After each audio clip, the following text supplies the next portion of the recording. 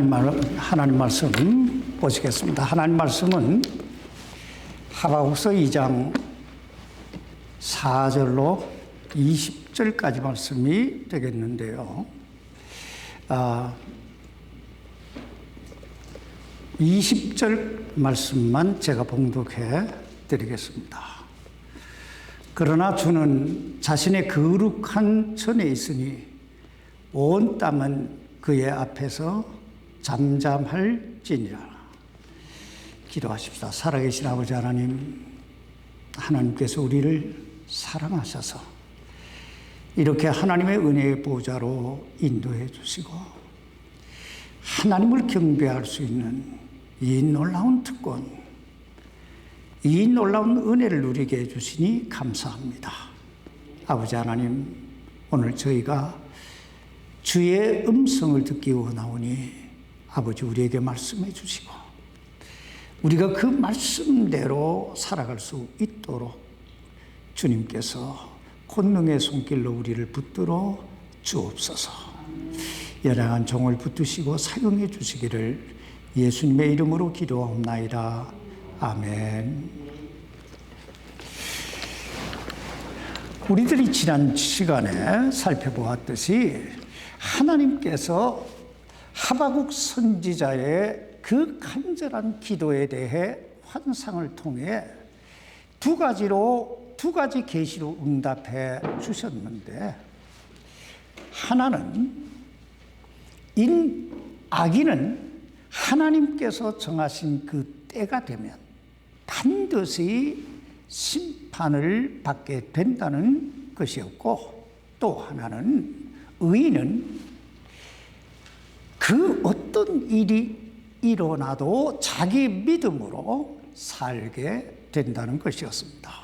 그렇다면 하나님께서 악인과 의인을 구분하실 때 그 기준이 무엇일까요?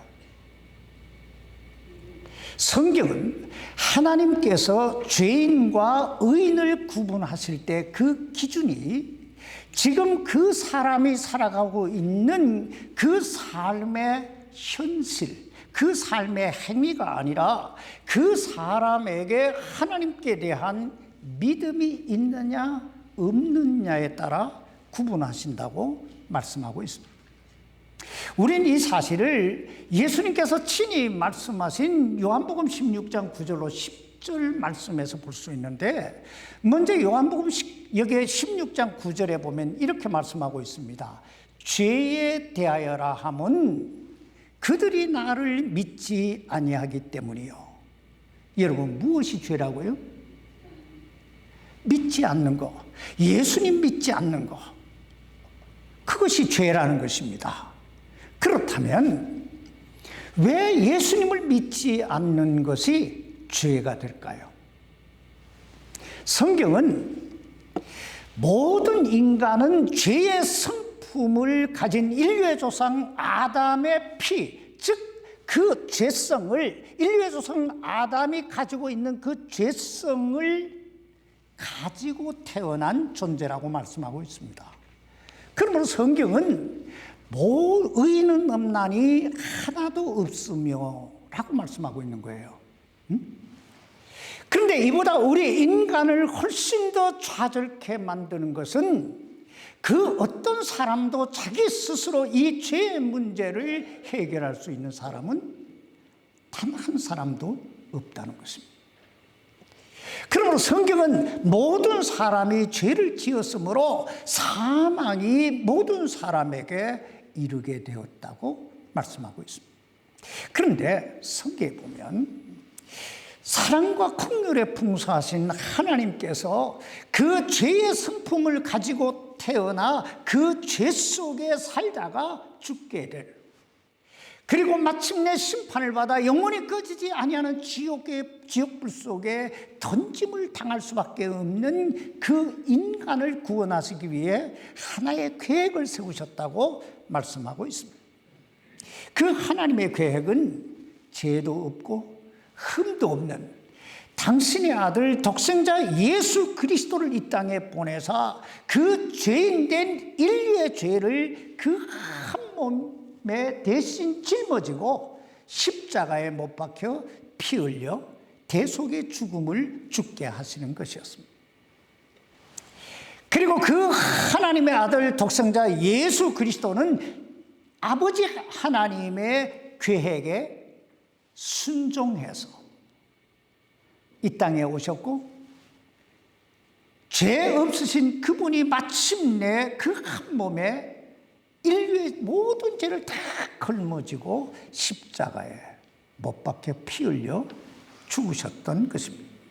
그러므로 하나님께서 이 성경을 통해 이렇게 말씀하고 있습니다. 누구든지 아무라도 내 아들 예수 그리스도의 대속의 죽음과 부활을 믿는 자는 영존하는 생명이 있고 정죄에 이르지 아니하나니 사망에서 생명으로 옮겨졌느니라.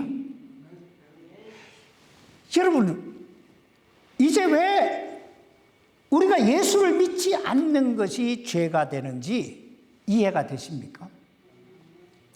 예수 그리스도 우리 주님은 인류를 죄와 사망에서 구원하시겠다는 아버지 하나님의 계획에 따라 이 땅에 오셨고, 십자가에 못 박혀 죽으심으로 그 하나님의 계획을 성취 이루셨고, 죽은 지 3일 만에 부활하심으로 당신을 믿는 모든 자들에게 영존하는 영생을 주신 것입니다.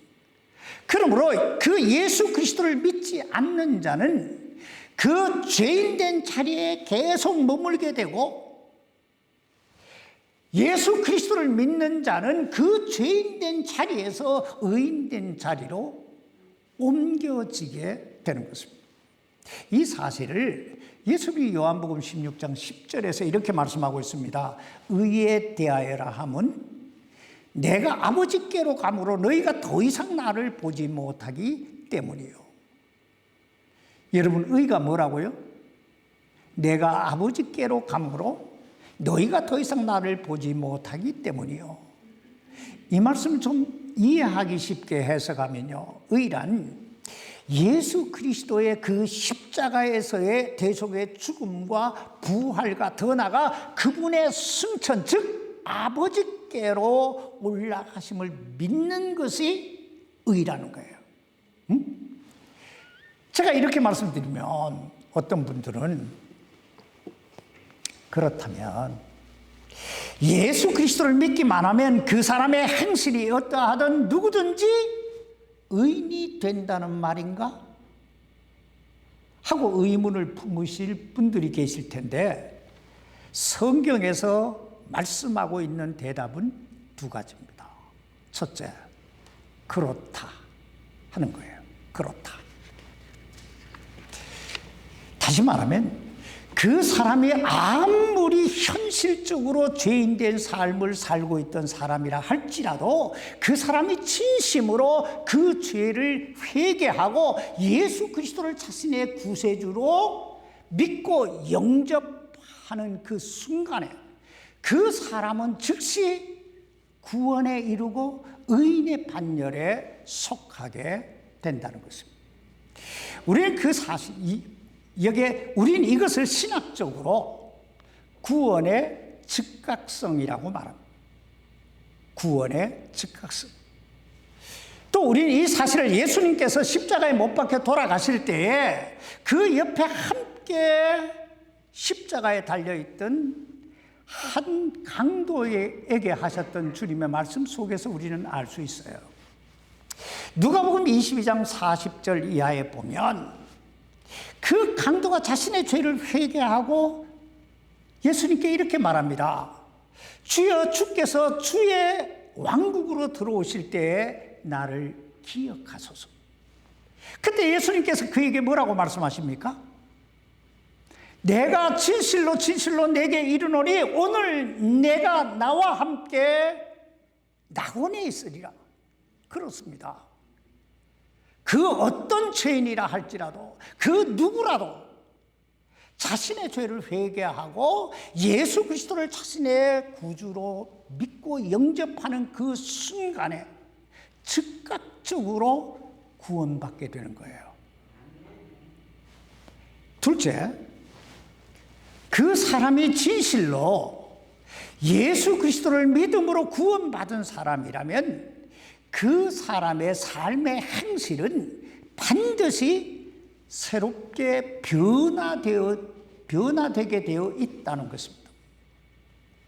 예를 들면 여러분, 예수님께서 여리고로 지나가시다가 뽕나무에 올라가 있던 삭개오를 보고 뭐라고 말씀하십니까? 누가복음 19장 5절에 보면 삭개오야 속히 내려오라, 오늘 내가 반드시 내 집에 거하여야 머물러야 하겠다고 말씀하십니다. 그러자 삭개오가 기쁜 마음으로 주님을 자기 집으로 영접해요. 그런데 그때 그 모습을 바라보고 있던 그 주변 사람들이 뭐라고 수군거립니까? 저 메시아라고 하는 분이 죄인의 집에 들어갔도다, 이렇게 말합니다. 우리는 이 사람들의 수군거림 속에서 삭개오가 그동안 어떤 삶을 살았던 사람이었는가를 엿볼 수 있어요.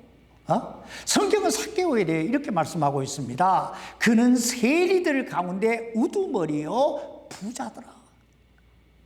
한마디로 삭개오는 백성들의 세금을 갈취해서 부자가 된 그런 사람이었다는 거예요.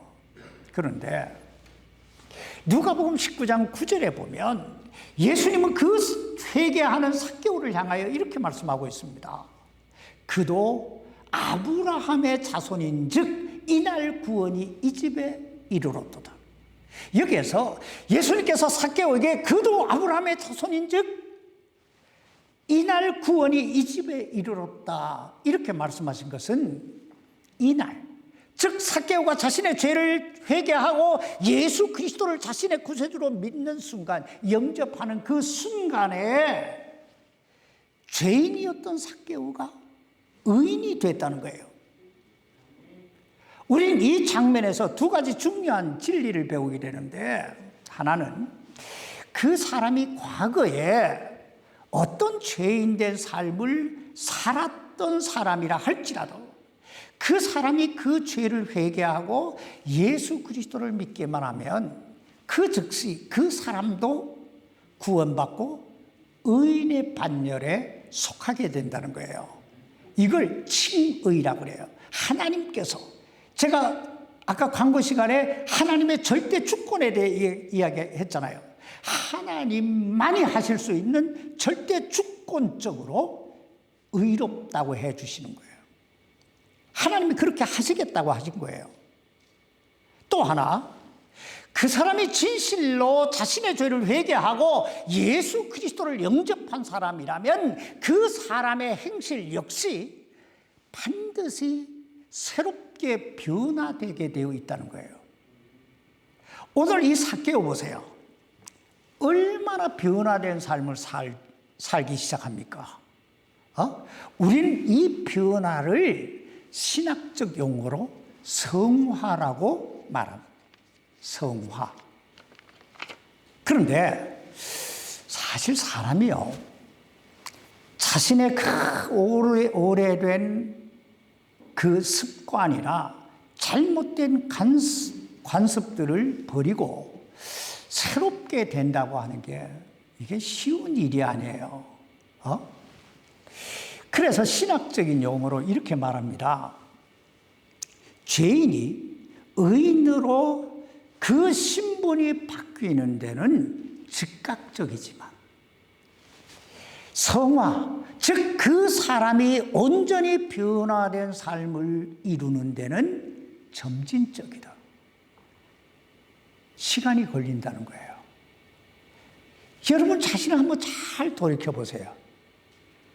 예수 믿고 구원받고 1년이 지나고 2년이 지나고 10년이 지났는데도 똑같은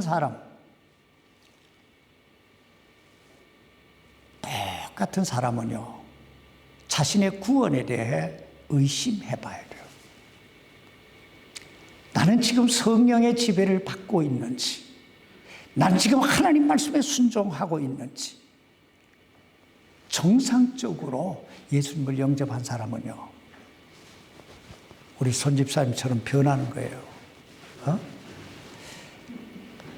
우리가 구원받아 의인이 되는 것은 우리가 우리 죄를 회개하고 예수 그리스도를 나의 구세주로 믿는 순간에 즉각적으로 이루어지지만, 내가 온전히 주님을 닮아가는 데는 점진적, 서서히 오랜 훈련이 필요하다는 것입니다. 왜냐하면 인간이 가지고 있는 그 죄의 본질은요, 처음처럼 변하지 않아요. 참 변하지 않아요. 근데 문제는 내가 변화된 삶을 살지 아니하면, 첫째, 나를 죄와 사망에서 구원해 주신 하나님께 영광이 안 돼요. 둘째는 내 주변 사람들에게 덕이 안 돼요. 예수 믿는 사람들이 왜 그래? 이렇게 된다 이 말이요. 셋째, 나 자신에게 복이 안 돼요. 나 자신이 더 힘들고 어려워져요. 왜냐하면 하나님이 당신의 자녀를 가만히 내버려 두실 리가 없으시기 때문에요. 그렇다면 우리가 좀 더 변화된 삶을 이루기 위해서는 어떻게 해야 될까요? 우리가 좀 더 변화된 삶을 이루기 위해서는, 첫째, 늘 하나님을 의식하며 살아야 돼요. 여러분, 우리가 하나님을 믿는다는 것이 뭔 줄 아세요? 우리가 하나님을 믿는다는 게 뭘까? 우리가 하나님을 믿는다는 건요, 하나님의 하나님 되심을 인정하는 거예요. 인정해드리는 거예요. 더 나아가서 그 하나님을 의식하고 그 하나님과 더불어 사는 것이 믿음이에요. 이것을 주님은 요한계시록 3장 20절에서 이렇게 말씀하십니다. 보라, 내가 문에 서서 두드리노니 누구든지 내 음성을 듣고 문을 열면 내가 그에게로 들어가 그와 함께 만찬을 먹고 그도 나와 함께 먹으리라. 이 말씀 좀 쉽게 해석하면요, 내가 하나님을 믿는다는 것은 내가 하나님 안에, 하나님이 내 안에 들어오셔서 더불어 살아가는 것을 믿음 생활이라고 하는 거예요. 그렇다면 여러분에게 물어보십시다. 여러분은 예수님을 여러분의 구세주로 영접해 드리셨습니까? 그러면 여러분 안에 지금 누가 사시는 거예요? 여러분 안에 지금 누가 사시는 거예요?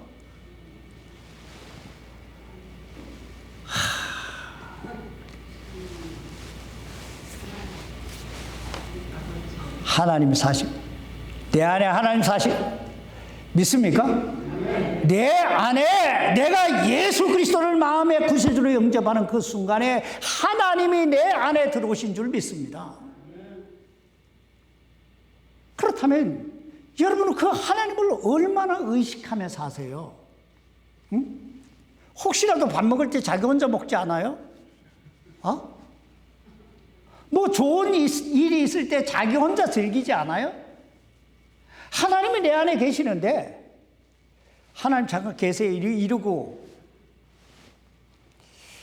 하나님이 내 안에, 그리고 내가 하나님 안에 거하고 있다는 사실을 의식하는 사람은요, 변하지 않을래야 변하지 않을 수 없는 거예요. 생각해 보세요. 내 안에 계신 하나님이 내 생각을 아세요. 네 지금 무슨 생각하고 있는지 다 알고 있어? 내가 무슨 말을 하는지 다 듣고 계세요. 내가 뭘 지금 행하는지 다 보고 계세요. 그런데 내가 함부로 생각하고 아무 말이나 하고 아무 행실이나 할 수 있을까요?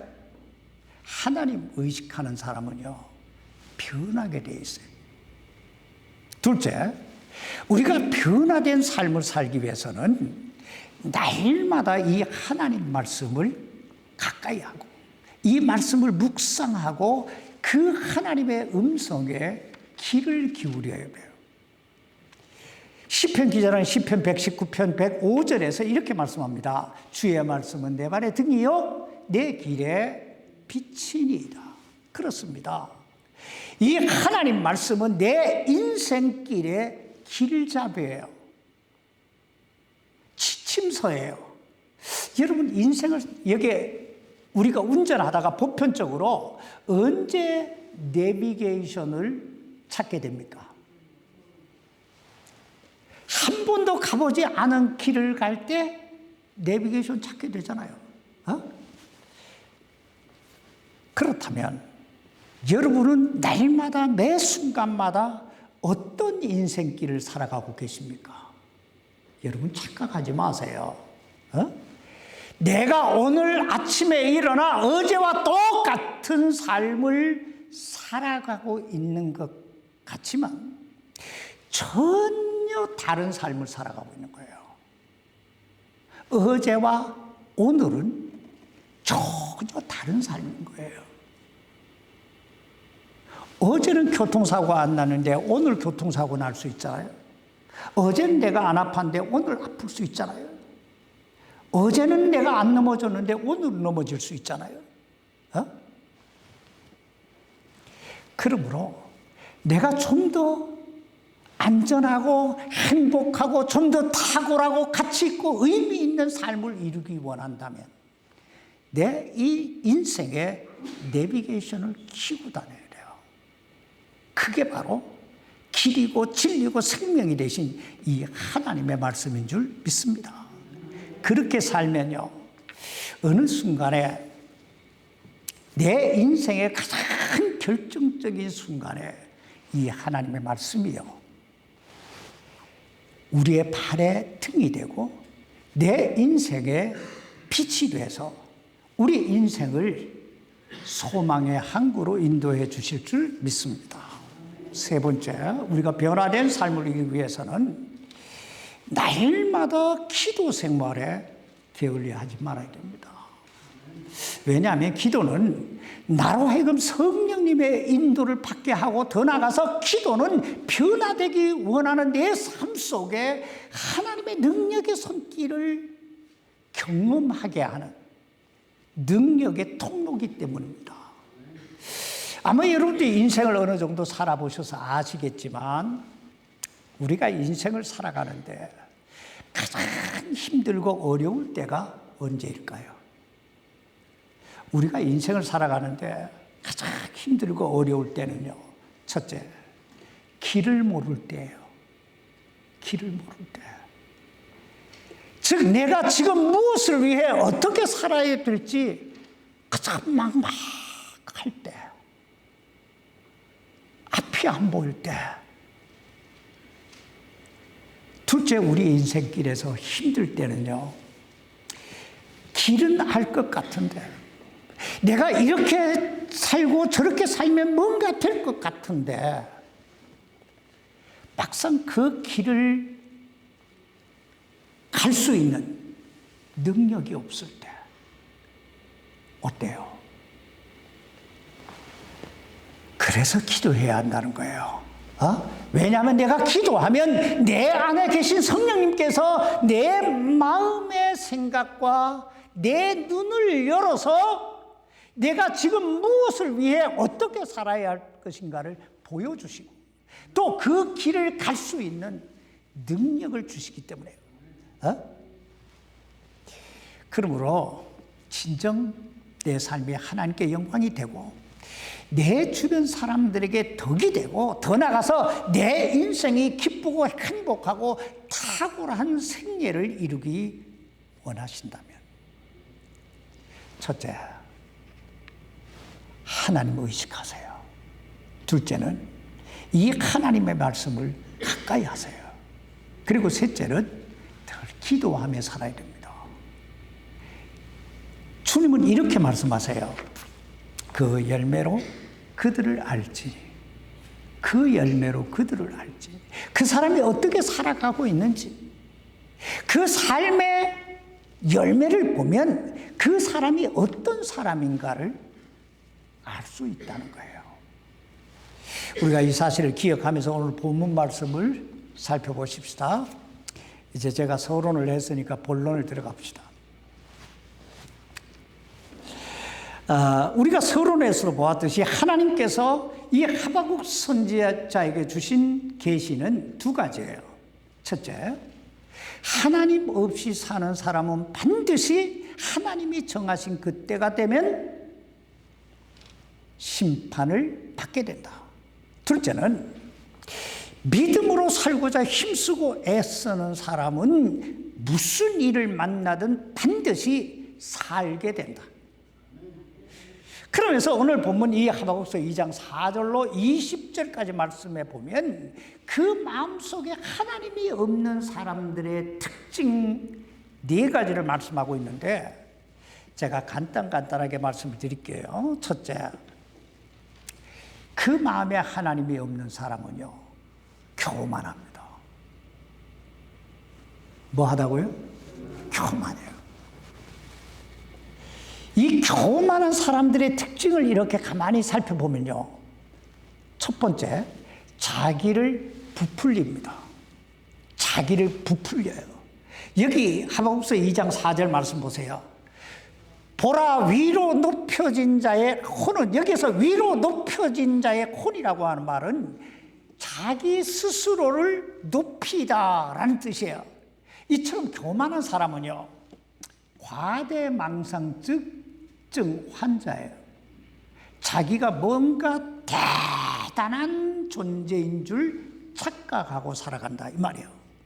둘째는 교만한 자의 특징은요, 부정직하다는 거예요. 여기 하박국서 2장 4절 말씀 계속 보세요. 보라, 위로 높여진 자의 혼은 그의 속에서 곧바르지 아니하나. 여기 곧바르지 않다는 말이 뭐예요? 굽없다는 말이잖아요. 정직하지 않다는 말이잖아요. 여러분, 별 볼 일 없는 사람일수록 자기를 높이려고 하다 보면 뭘 하게 될까요? 뻥튀기라는, 세상 말로 거짓말이에요. 그게 선한 거짓말이라, 뭐 악한 거짓말이라, 뭐 하얀 거짓말이다, 이런 말이 있지만 거짓말은 그냥 거짓말일 뿐이에요. 거짓말은 거짓말인 거예요. 아니, 뭐 또 안 된 사람이 뭐가 된 것처럼, 뭐인 것처럼 하려 하다 보니까 막 자기를 과장하고, 자기 과장하다 보니까 거짓말하게 되는 거예요. 이런 사람일수록요, 말이 많아요. 다른 사람에 대해서 특별히 말이 많아요. 자기 얘기는 별로 안 해요. 왜? 드러나니까. 세 번째, 교만한 자의 특징은요, 만족하지 못한다는 거예요. 만족이 없어요. 늘 껄떡거리며 살아요. 여러분, 하박국서 2장 5절 말씀 보세요. 또한 참으로 그는 포도주로 범법함으로 그만한 자여 집에 가만히 있지 아니하는 자니라. 그는 지옥같이 자기 욕망을 넓히며 또 그는 사망 같아서 만족하지 못하고 자기에게로 모든 민족을 모으며 자기에게로 내 모든 백성들을 쌓아 올리나니. 여기 포도주로 범법한다는 건 마음에 평안이 없으니까 술로 그 마음을 달랜다는 뜻이에요. 왜냐하면 교만한 사람은요, 감사할 줄 모르거든요. 감사할 줄 모르는 사람은요, 만족하지 못해요. 여러분, 지옥이나 사망이 만족하는 거 보셨어요? 아니, 10명만, 오늘 10명만 죽으면 사망이 만족한다, 이런 거 보셨어요?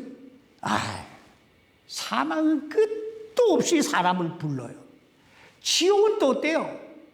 만족이 없어요.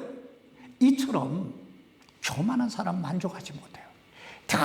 늘 굶주려 살아요. 그럼 왜 사람들이 교만해지는 줄 아세요? 교만해지는 이유는요, 자기 중심적이기 때문에요. 이기적이라 이 말이요. 근데 문제는 내가 교만해지면 망한다는 거예요. 여기 2장 6절 보세요. 하반절에 내가 어느 때까지 그리하려느냐? 두터운 진흙으로 짐을 진 자에게는 화가 있을지. 여기 두터운 진흙은, 진흙이란 말 나오잖아요. 이 두터운 진흙이 얼마나 무거워요. 교만한 사람은 이렇게 짐을 지고 산다는 거예요. 그러니까 자기 인생이 망할 수밖에. 그러므로 우리가 첫 번째 변해야 될 건요, 이기적인 욕심을 버려야 돼요. 교만의 탈을 벗어버려야 돼요. 두 번째, 그 마음속에 하나님이 없는 사람의 특징은요, 그 마음이 탐심으로 가득 차 있다는 거예요. 여러분, 탐심이 뭐예요? 탐심. 좀 더 많이 갖고자 하는 이기적인 자기 욕심이 탐심이잖아요. 그렇다면 사람들은 왜 이 탐심을 부리게 될까요? 왜 욕심을 부리게 될까요? 이유가 있어요. 여기 2장 9절 말씀 보세요. 자기 집을 위해 악한 탐욕으로 탐욕을 부리며 이로써 자기 보금자리를 높은 곳에 두어 재앙의 힘에서 구출을 받고자 하는 자에게는 화가 있을지어다. 자기 보금자리를 높은 곳에 두어 재앙의 힘에서 구출을 받고자 하는 자에게는 화가 있다. 뭔 말이에요? 이 사람이 재물을 의지하고 권력을 의지하는, 갖고자 하는 이 욕심을 부리는 건 이게 자기를 지켜줄 줄 아는다는 거예요. 그런데 하나님은 이런 사람을 향하여 뭐라고 말씀하십니까? 화가 있으리라. 다시 말하면 탐심이 자기를 지켜주는 게 아니라 도리어 그 탐심이 자기를 망하게 한다는 거예요. 세 번째, 그래서 우리는 탐심을 버려야 되는 거예요. 세 번째, 그 마음에 하나님 없는 사람의 특징은요, 쾌락 중심이라는 거예요. 여러분, 바벨론이 멸망하던 그날 밤에 바벨론 왕국에서 어떤 일이 벌어지고 있었습니까? 손집사님, 어떤 일이 벌어지고 있었어요? 술 파티가 벌어지고 있었어요. 바벨론 왕국에서 벨사살 왕이. 자, 그것도 하나님의 전에서 갈취해온 은그릇, 금그릇으로 술 파티를 열고 있었어요. 그래서 그 바벨론, 그 창대했던 바벨론이 하루아침에 무너지는 거예요. 여기 15절 보세요. 자기 이웃에게 마실 것을 주고 내 술부대를 그에게 주며 또한 그를 취하게 함으로써 너로 하여금 그들의 벌거벗은 것을 보게 하는 자에게는 화가 있을지어다. 여기 보세요. 사람이요, 술을 먹게 되면 그 술로 끝나는 게 아니에요. 벌거벗은 것을 보게 하는 자, 이러잖아요. 술 취하면요, 다른 걸 탐하게 돼 있어요. 그래서 술 먹는 사람이 망하는 거예요. 그러므로 우리 그리스도인은 먹는 것도 마시는 것도 변해야 할 줄 믿습니다. 왜냐하면 우리 구원받은 그리스도인은, 이 몸은요, 거룩하신 하나님이 거하시는 거룩한 하나님의 성전이기 때문에요. 그래서 그리스도인의 몸은 변해야 돼요. 뭘 먹을까? 뭘 마실까? 염려는 안 해도 한 번쯤 고민은 해야 돼요. 생각은 해야 돼요. 우리 몸을 잘 관리하는 것이 하나님께 영광이 되기 때문이에요. 마지막으로 그 마음속에 하나님 없이 사는 사람의 특징은요, 우상 숭배에 빠지게 된다는 거예요. 우리들이 다니엘서를 공부하면서 보았듯이 바벨론이라고 하는 나라, 얼마나 우상이 많습니까? 그렇다면 여러분, 우상이 뭘까요? 우상은요, 하나님보다 그 무엇인가를 더 의지하고 믿는 것, 이게 우상이에요. 그렇다면 왜 사람들은 우상 숭배에 빠지게 될까요? 사람이 우상에 빠지는 건요, 사람이 창조주가 아니기 때문에요.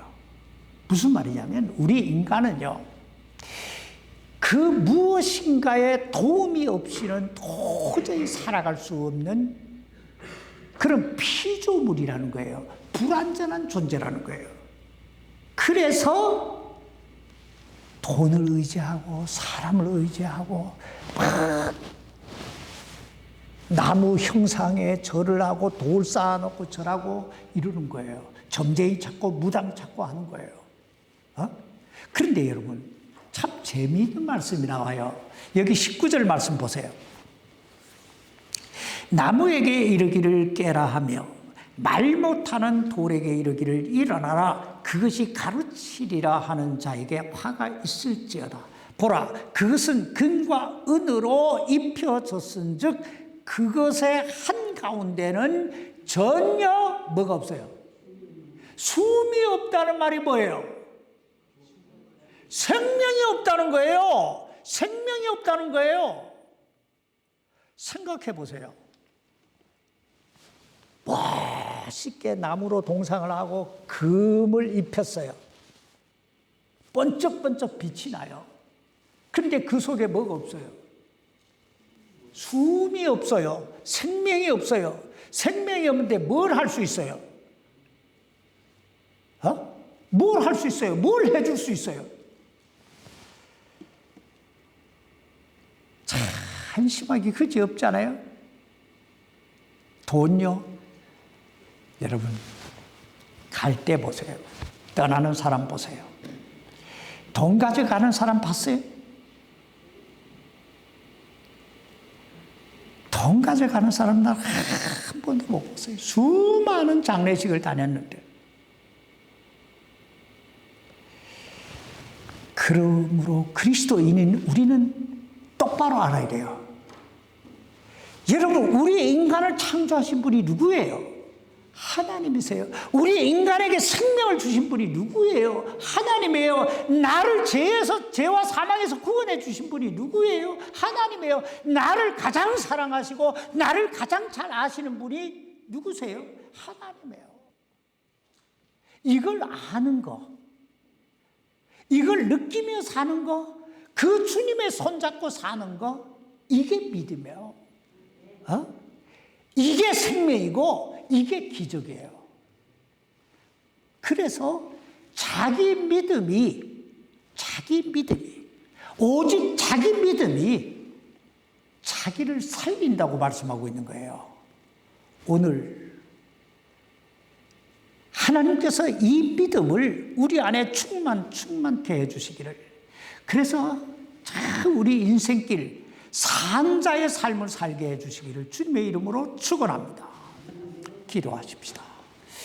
살아계신 아버지 하나님, 하나님께서 우리를 은혜로 구원해 주시고 우리에게 영원한 생명을 주신 것을 감사합니다. 우리의 행위가 아닌 것을 너무너무 감사합니다. 사실 우리는 너무나 참 죄도 많고 실수도 많고 말도 많고 탈도 많은 인생을 삽니다. 하나님 아시잖아요. 근데 하나님 우리를 사랑하셔서 이렇게 구원해 주시고 하나님 거룩한 자녀 삼아 주셨사오니 얼마나 감사한지요. 아버지 하나님, 우리가 이런 믿음을 참 변치 말고 주님의 손 꼭 잡고 남은 생에 가장 멋있게, 가장 행복하게 하나님 영광 드러내며 살아갈 수 있도록 우리를 도와 주옵소서. 예수님 이름으로 기도하옵나이다. 아멘.